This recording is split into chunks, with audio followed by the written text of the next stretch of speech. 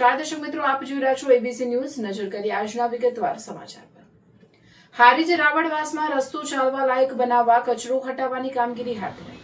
હારીજના રાવણવાસ વિસ્તારમાં લાંબા સમયથી રસ્તા પર પડેલા કચરાના કારણે સ્થાનિક લોકોને અવરજવર કરવામાં મુશ્કેલીનો સામનો કરવો પડી રહ્યો હતો।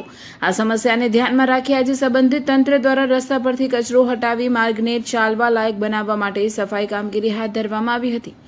આ કામગીરી પૂર્ણ થતાં સ્થાનિક રહેવાસીઓમાં રાહતની લાગણી જોવા મળી હતી। લોકોએ તંત્ર પાસે નિયમિત સફાઈ અને વિસ્તારની સ્વચ્છતા જળવાઈ રહે તે માટે સતત દેખરેખ રાખવાની પણ માંગ કરી હતી।